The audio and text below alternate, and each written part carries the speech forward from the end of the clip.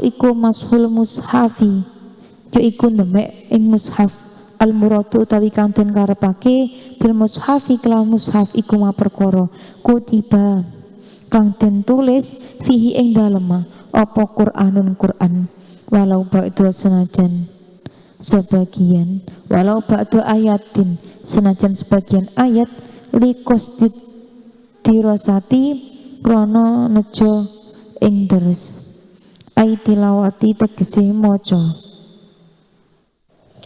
Hal-hal lagi yang tidak boleh dilakukan untuk orang yang berhadas, orang yang junub maupun orang haid, yaitu menyentuh mushaf. Nah, yang dimaksud menyentuh mushaf di sini itu nanti ada kalanya yang dimaksud yaitu menyentuh mushaf, yaitu menulis mushaf kemudian membacanya meskipun hanya sebagian ayat ya, yang mana dia sengaja membaca, itu tidak boleh.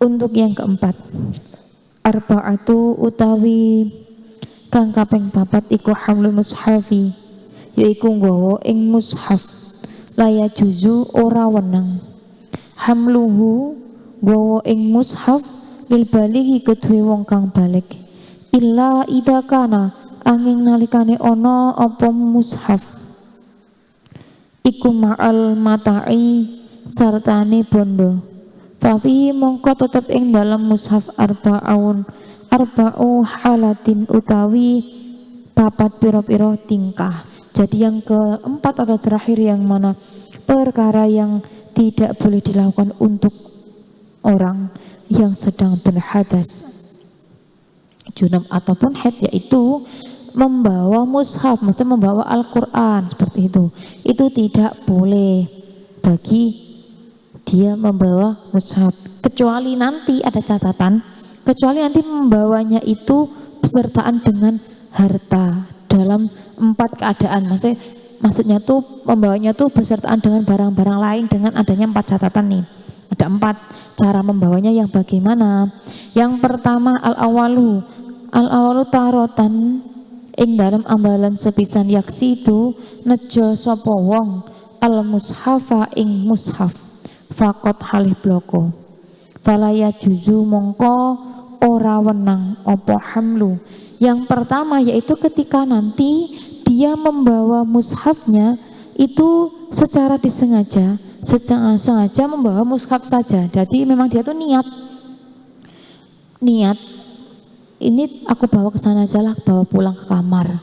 Dia niat membawa, yang dia bawa itu mushafnya saja, itu hukumnya tidak boleh. Untuk yang kedua, cara membawa yang kedua yaitu ketika nanti dia sengaja membawa niat, yaitu dia niat membawa barang saja, itu boleh, hukumnya boleh. Jadi semisal dia tuh seperti mau pulang gitu ya, pulang liburan lah atau pulang mudik gitu. Di dalam tas yang dia bawa itu nanti kan ada barang-barang pas itu ya, baju macam-macam, kemudian ada mushafnya, ada Al-Qur'annya. Nanti dia ketika dia niat membawa barang saja itu hukumnya boleh. Tapi kalau dia tuh niat aku membawa Al-Qur'an, makanya tuh malah dia tuh membawanya tuh seperti misal digendong lah di depan, disangga kayak dimuliakan, dia tuh niatnya memuliakan tapi dia nggak punya wudu, hadas atau mahda, posisinya head kayak begitu, itu nanti hukumnya tidak boleh kalau dia niatnya tuh membawa mushaf gitu. Tapi kalau dia niatnya membawa barang saja itu hukumnya malah boleh. Kalau niatnya dia membawa mushaf saja itu tidak boleh gitu. Itu untuk 2 aturan yang pertama. Untuk yang ketiga yaitu ketika nanti dia niat membawa dua-duanya, jadi itu niat membawa barang sama mushaf di dalam tas dia, itu nanti hukumnya tidak boleh menurut Ibnu Hajar, akan tetapi boleh kalau menurut Imam Romli. Jadi kalau menurut Ibnu Hajar itu tidak boleh kalau kita meniatkan dua-duanya malah intinya membawa aku tuh niat membawa barang sama mushaf Al-Quran gitu dalam tas dia, itu tidak boleh. Posisi dia yang mana tuh entah haid, entah dia tuh junub, entah tuh hadas besar hadas kecil kayak begitu, itu tidak boleh. Untuk yang terakhir, dia tidak niat membawa keduanya atau secara mutlak gitu loh. Dia tidak niat membawa barang, juga tidak niat membawa mushaf, tidak niat membawa harta, tidak niat membawa apa-apa. Jadi asal membawa gitu, tidak niat apa-apa. Ini hukumnya kalau menurut Ibnu Hajar malah tidak boleh, juga tidak boleh. Tapi kalau untuk Imam Romli itu boleh. Jadi itu intinya kesimpulannya itu kalau kita sedang misal itu posisi haid, nifas atau hadas kecil hadas besar, membawa mushaf di dalam tas kita, di dalam barang bawaan kita, itu hendaknya kita niat membawa barang saja. Intinya tidak boleh niat membawa ada mushafnya gitu. Gitu yang saya pahami. Meskipun di sini ada perbedaan, misal dari kalian ingin menggunakan pendapat dari Imam Romli yang mana nanti kalau tidak niat membawa apa-apa, tidak niat keduanya, tidak niat membawa barang atau membawa mushaf, ya asal bawa gitu, itu boleh kalau menurut Imam Romli. Kalian menggunakan pegangan itu ya tidak masalah kayak gitu. Kalau yang setahu saya yang diniatkan kan yang saya pahami tidak boleh, pokoknya tuh kita tuh kalau niat membawa mushaf ketika kita posisinya seperti itu, meniatkannya membawa mushafnya, ada niat membawa mushafnya tuh nggak boleh, setahu saya, sepaham saya. Hati kita tuh cukup niat aja membawa barang kayak gitu loh. Itu sepahaman saya yang saya ketahui. Jadi untuk pembahasan hari ini saya anggap 4 bab ini sudah cukup ya. Akan saya ulas kembali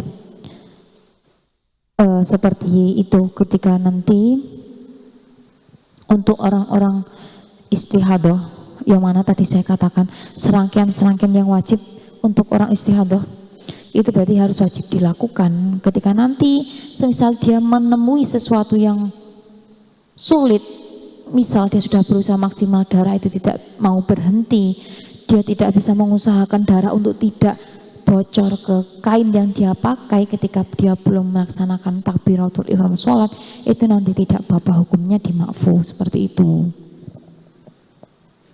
Yang jelas kita sudah berusaha untuk memaksimalkannya. Kemudian jika nanti adanya itu, kan tadi saya mengatakan tuh, kalau untuk orang istihadah tuh yang ketiga tadi kan wajib ya, wajib untuk menyegerakan sholatnya, terus untuk antara wudhu sama sholatnya itu juga harus disegerakan, wudhunya harus masuk waktu sholat, kemudian niatnya beda lah. Ini nanti juga berlaku untuk orang daimul hadas. Daimul hadas itu maksudnya yang daimul hadas, bukan yang itu ya, bukan yang biasa maksud saya di sini. Kalau yang belajar nanti hukumnya ada sendiri. Ini nanti untuk yang saya maksud di sini tuh orang yang mengalami ambeien parah itu loh. Kalau orang ambeien parah kan dia tuh dimana ambeiennya tuh sudah pendarahan ya, darah keluar terus seperti orang haid kayak gitu. Itu nanti untuk niat sholatnya untuk orang yang seperti itu sama niatnya tuh bukan rafil hadasi lagi ya, dia niatnya tuh listimbahati sholat, karena diperbolehkannya sholat karena posisi dia yang seperti itu gitu. Jangan malah nggak sholat, tetap sholat ya, tetap sholat. Sholatnya yang seperti itu. Dia juga harus membersihkan anus dia, itu tadi yang ambeien dia, membersihkan. Juga misal sekiranya sakit gimana nanti dikasih kain, juga mau pakai pembalut ya, sama seperti orang istihadah, hampir sama seperti orang istihadah kalau menurut saya untuk orang ambeien yang memang parah, dia memang sudah pendarahan kayak begitu. Itu nanti sholatnya seperti itu, tetap menggunakan kain, menggunakan penyumbat dan segalanya. Jadi nanti untuk orang yang demikian itu nanti